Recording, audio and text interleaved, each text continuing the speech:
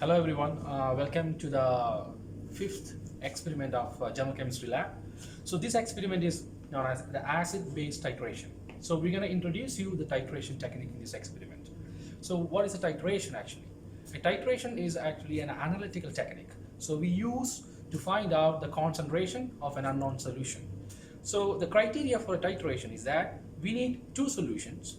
So if you don't know the concentration of one solution, you can conduct the titration by simply reacting with another solution whose concentration is already known.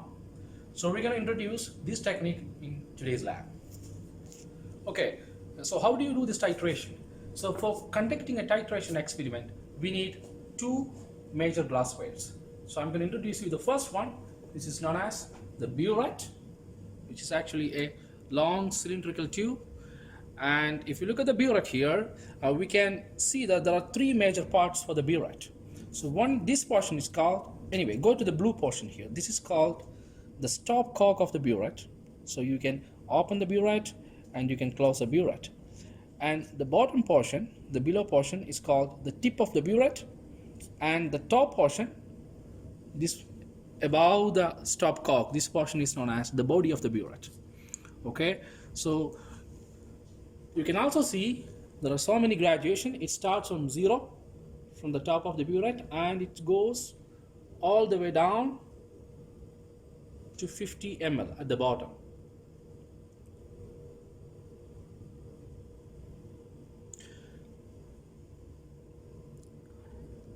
So you can see the graduation here at the 50 ml.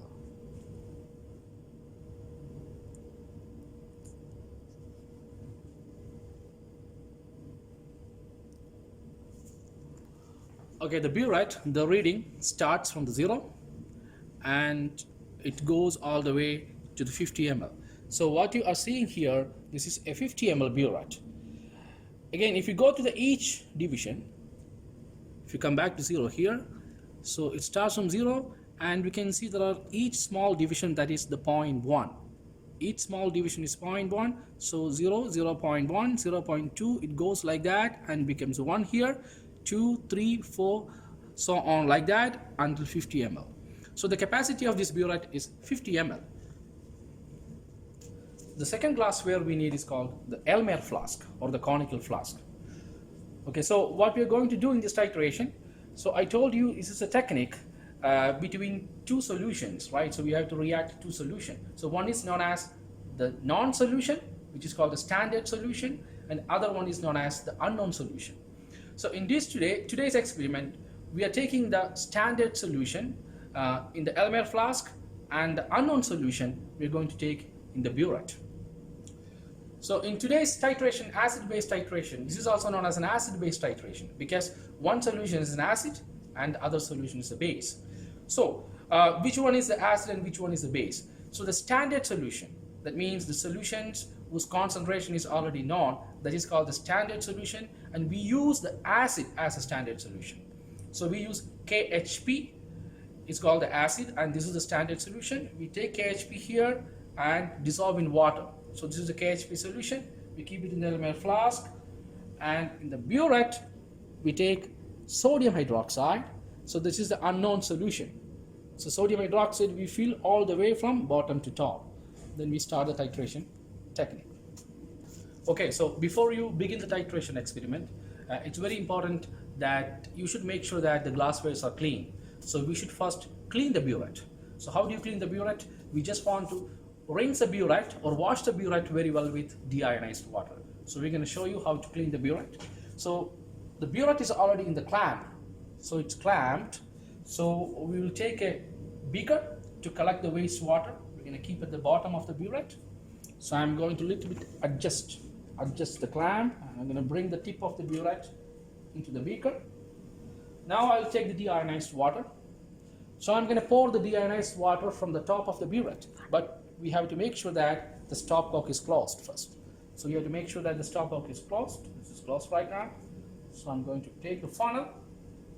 So we have the funnel for that. So you can keep the funnel on the top. I'm going to add deionized water. I just want to make sure that I'm adding the water through the sides.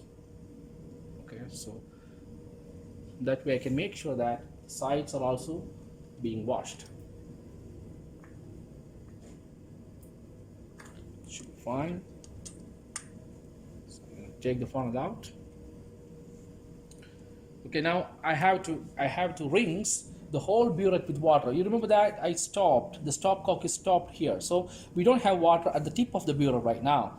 So you just want to make sure that the tip is also got washed. So how do you do that? You open the stopcock quickly and you allow to flush down the water through the tip. So just want to remove all the water from the burette like that into the waste beaker.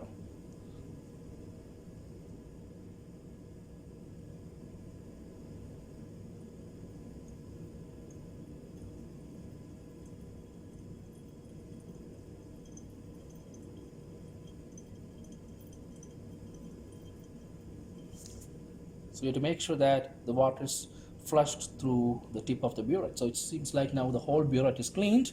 So we have to make sure that at all time you have to make sure that the stopcock is closed. Otherwise, if you forget to close the stopcock, if you add something else on the top, everything will go down. So make sure that always the stopcock is closed.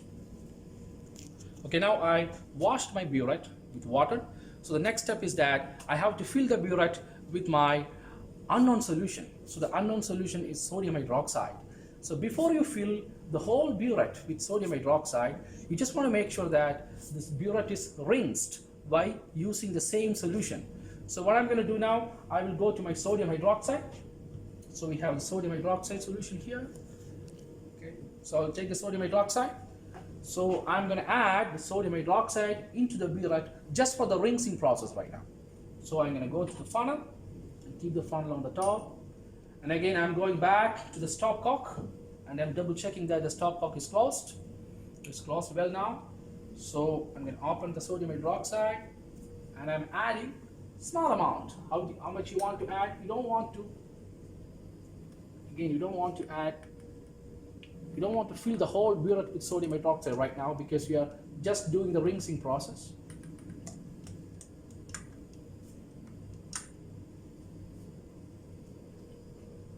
Take the funnel right now in my hand. Okay.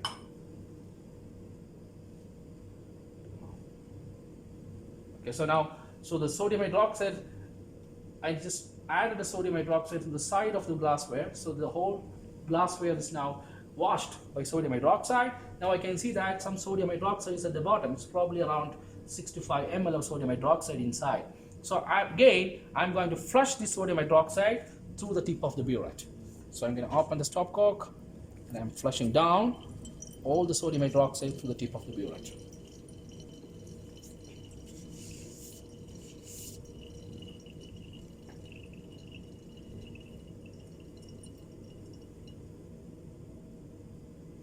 Okay, the sodium hydroxide is gone. So I'm going to make sure that the stopcock is closed back. Okay, now the next thing is that after rinsing, now I can pour all my sodium hydroxide from top to bottom of the burette. So I'm going to bring the sodium hydroxide up to the 0 graduation in the burette. So I'll put my funnel again back on the top of the burette. Open the sodium hydroxide bottle. I'm going to slowly add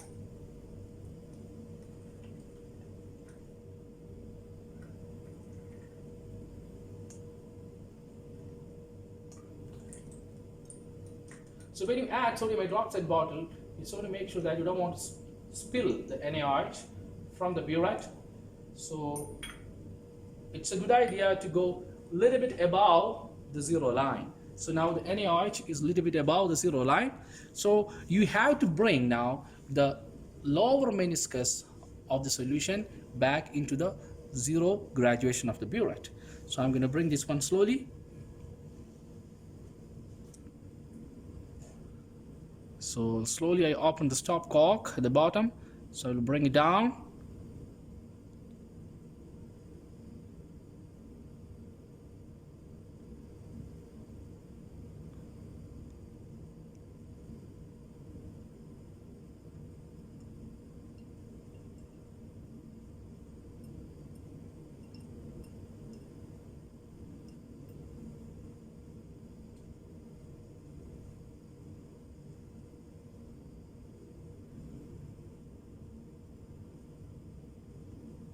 Okay, so it's now the lower meniscus. You have to double check the lower meniscus of this sodium hydroxide solution is exactly sitting at the zero graduation on the burette.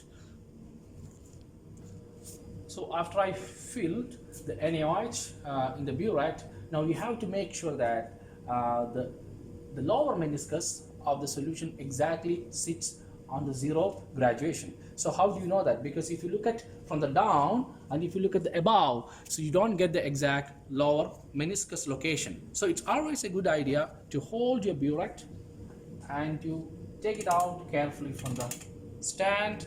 Then you take the burette in your hand and you have to make sure that the lower meniscus should stay parallel to your eyes. And you watch the level of the lower meniscus. So I can see that the zero graduation is a little bit lower than the lower meniscus. So I should bring it down again. So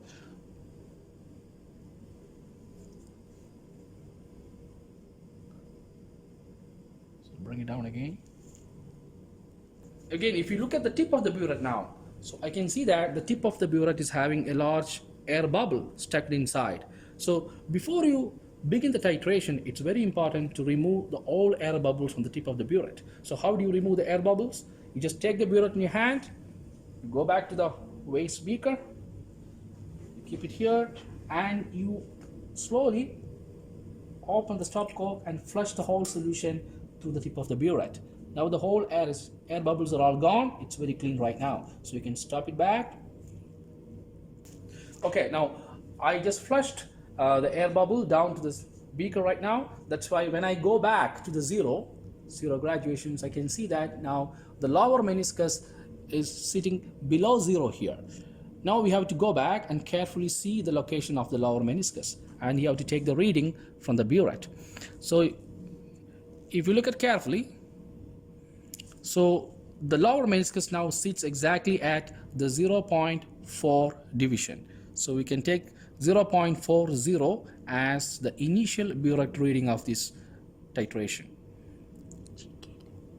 So 0.40 is going to be the initial burette reading. So I'm going to clamp this burette back here so you can see the reading carefully and more clearly.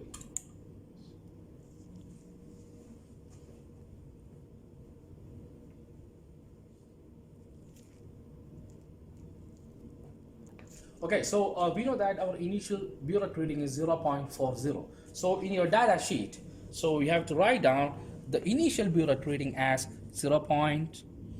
40,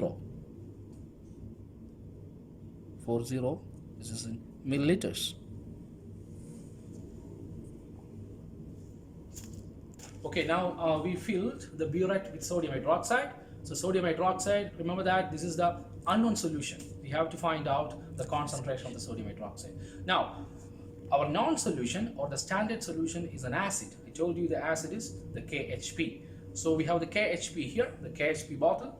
So I'm going to measure 0.4 grams of KHP, 0.4 grams of KHP, and transfer the KHP into the Elmer flask. Okay, so once you transfer the KHP into the Elmer flask, we're gonna dissolve this KHP in 100 ml of deionized water. Okay, now we're going to take the weight of KHP, the 0.4 gram. So I'm gonna go back to the balance. So make sure that the balance is at the zero. So the zero, and I'm going to take a weighing tray, a plastic weighing tray. Carefully, I'll keep it on the top of the analytical balance. And you can make sure that the doors are closed. So I will go back to the tiring zero and I'll press the zero and make sure that the reading is zero. So I will take my KHP bottle. So I'm trying to get 0.4 gram, approximately 0.4 gram of KHP.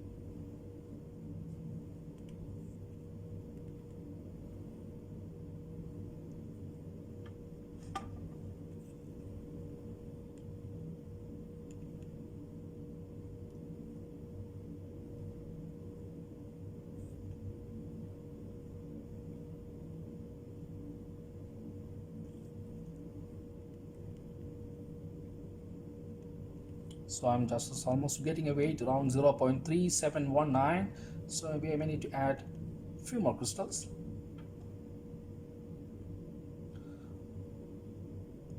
Okay, so I can probably stop here after adding a few more crystals. Now the weight is going to be around 0.4, but I'm going to write down the weight, exactly the same weight on the screen of the balance right now. Okay, so this is 0.3842. So I'm going back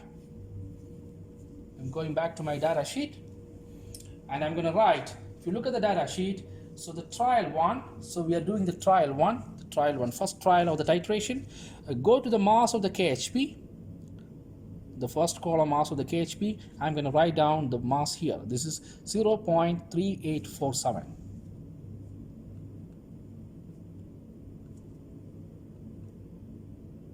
Must be in grams. Okay, I got my KHP inside the balance. So I'm going back to the balance. I'm going to take the KHP from the balance, and I'm going to transfer my KHP into the Elmer flask. So I just want to make sure that all the crystals are going inside. So I don't want to spill any crystals outside of the Elmer flask. So you should do that very carefully.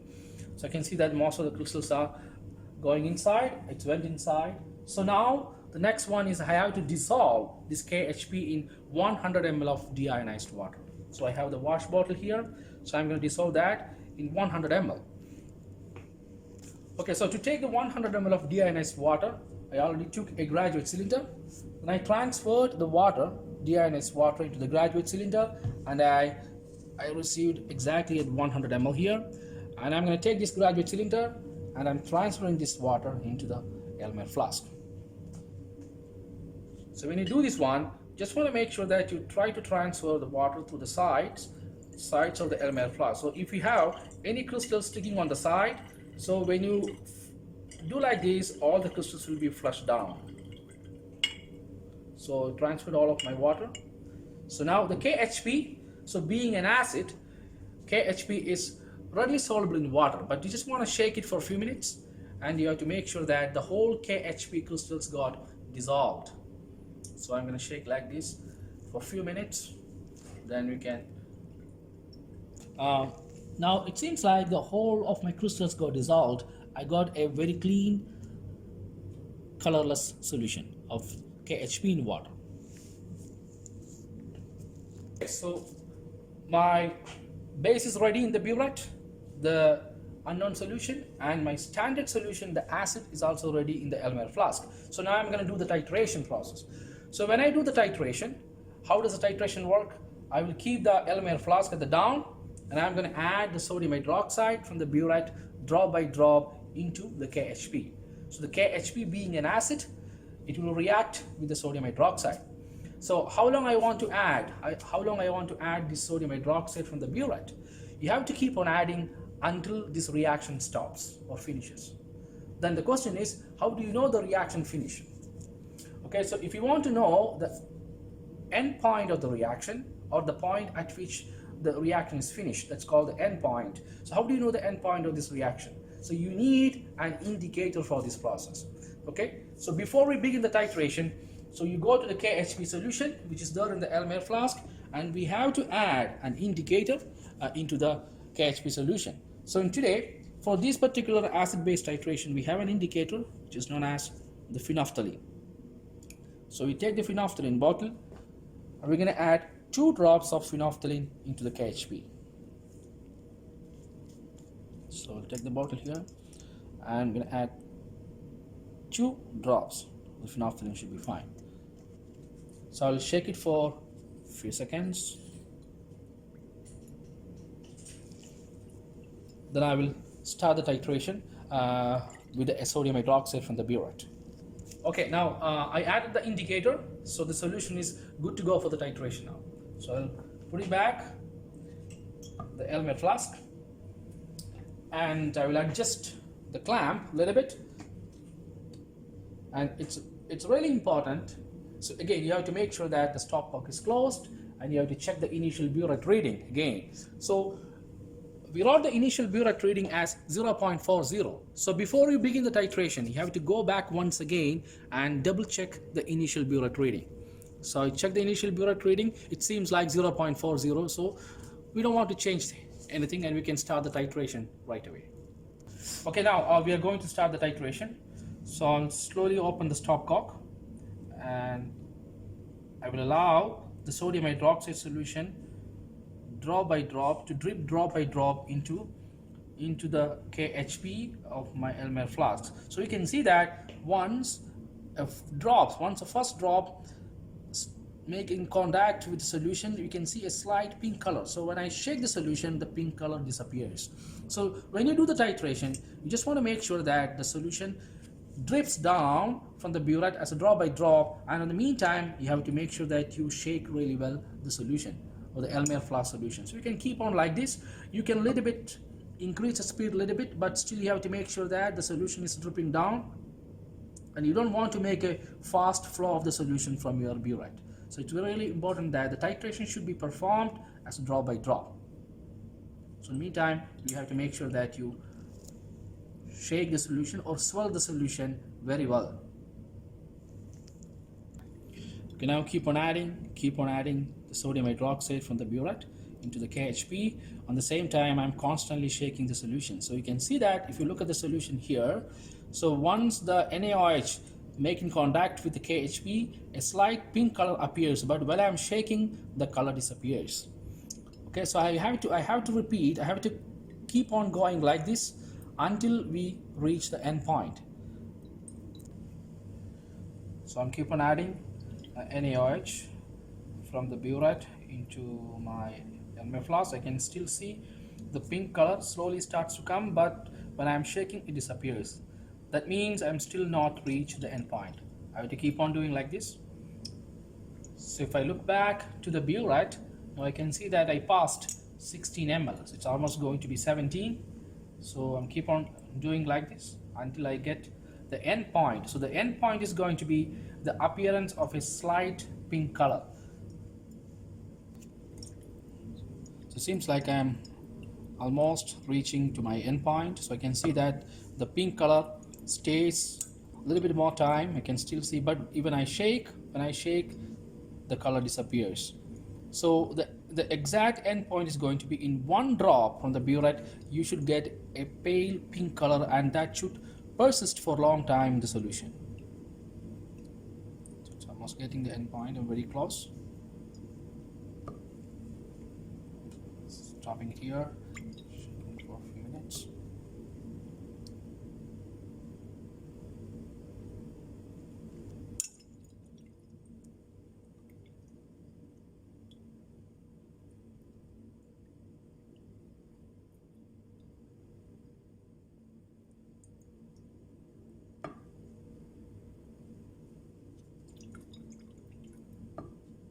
Maybe I need one more drop, or 2 more drops too.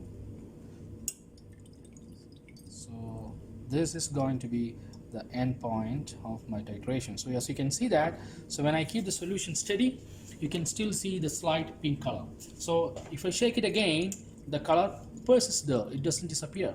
So this is going to be the end point of this titration.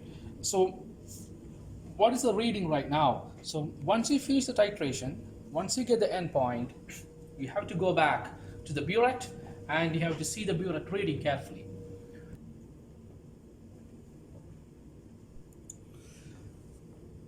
So as you can see here, the burette, the lower meniscus of the NaOH solution, now it sits at 21.1. It's slightly below 21.1, so I would say like this is 21.11 or something like that. So you have to make sure that you get 2 decimal point in the burette reading.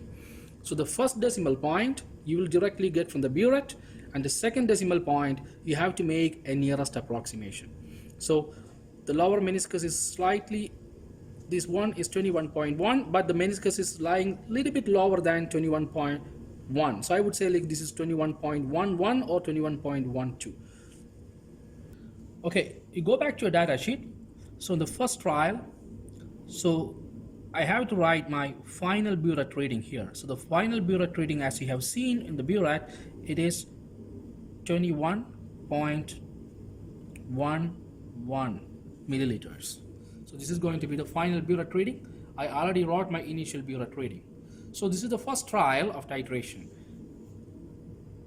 Now what we're going to do now, we're going to repeat 2 more trials exactly in the same procedure, but only thing we have to do, we can fill the burette back to 0 if you want, and we have to take a fresh batch of KHP, approximately the same 0.4 gram, and we have to repeat the same procedure. Okay, so you got the final burette reading, we know the initial burette reading. So we are going to find out now the volume of sodium hydroxide used for this titration. So that volume you can find the final volume minus the initial volume. So 21.11 minus 0.40. So it's going to be 20.71. So I'm going to write this one as 20.71. Remember that the volume is going to be in milliliters. So milliliters.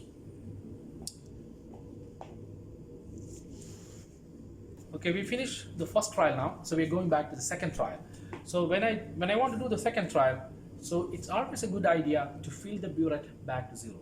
So I filled the sodium hydroxide from back to 0. So I kept it at the 0.00 division. Okay, so I filled the burette back to 0 with sodium hydroxide. Now I'm going to take a fresh batch of sodium KHP, my acid. So I measured KHP already in the balance. So you can see that the weight is 0.3991.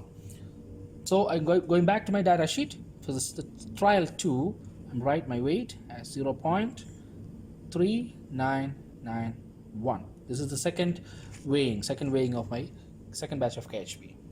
I'm taking this KHP back from the balance, and I'm going to transfer them into the Elmer flask. So I'm repeating the same procedure, the previous procedure. So I'm taking 100 ml of deionized water. I'm going to add this one. Dissolve my KHP in water, and I make sure that I'm swirling and shaking it for a few minutes to make sure that the whole KHP crystals got dissolved.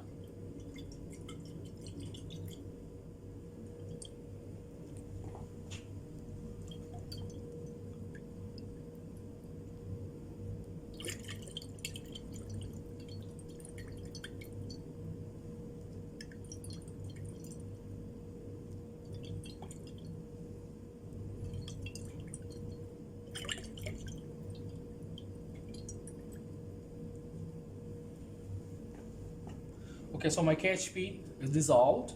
Now, before you start the titration, it's always make sure that you need to add indicators. So don't forget to add indicator. What happens if you don't have indicator in the solution? If you start titration without having the indicator, then you're never gonna see the end point, because the indicator actually shows you the end point of this titration. So I'm gonna add the second trial also. I'm gonna add 2 drops of phenolphthalein.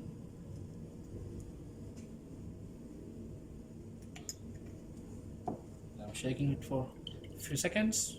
Then I'm going back to my burette, and it's going to start the second trial of titration. So before I'm starting the titration, I'm going back to the burette again, and I'm double checking the initial burette reading. So remember,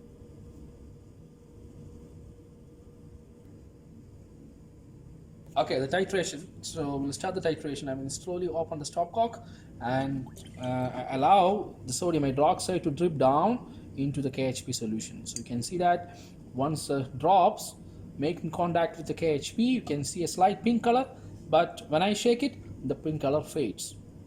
So I'll keep on like this until we reach the end point.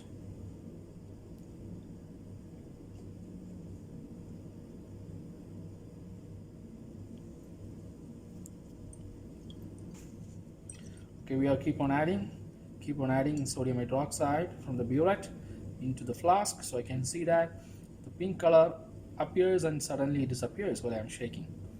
So I'm almost getting close to the end point.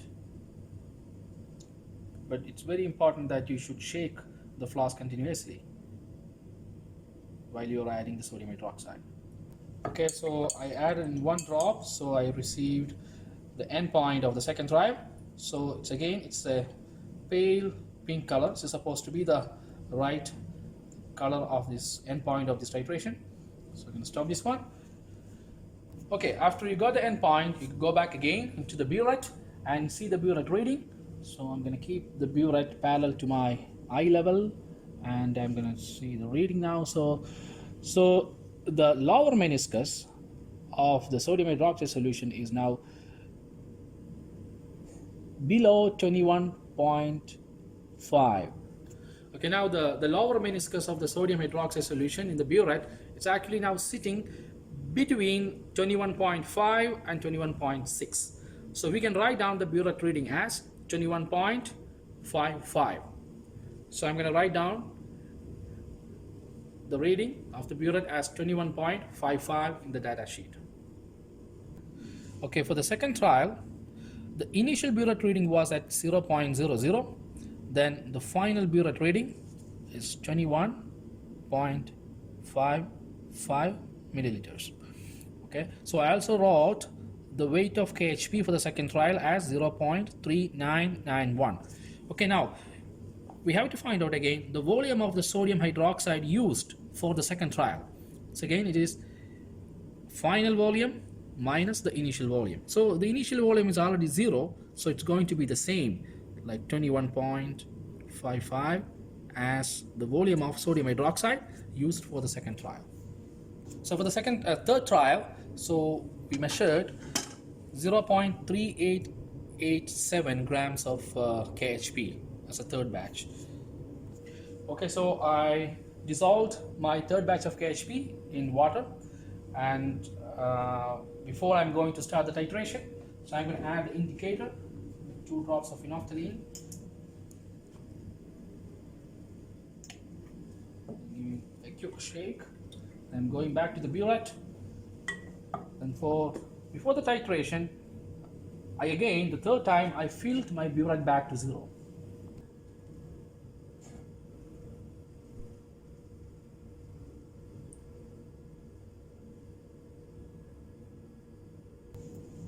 So we will start the titration now, the last trial.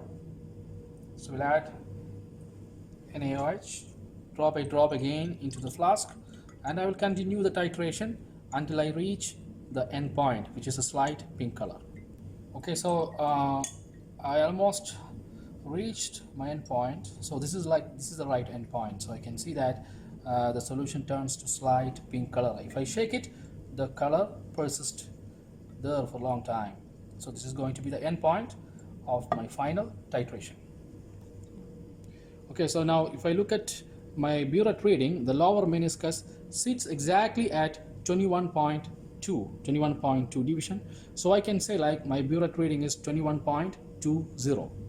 So I'm going to write down this reading in my data sheet as the third trial. So I'm going to write this one as 21.10. Now, as my initial burette reading is 0, I can write down the same value here as the volume of sodium hydroxide. So this is the volume of sodium hydroxide used for the final trial, and the weight of KHP for the final trial is 0.3887.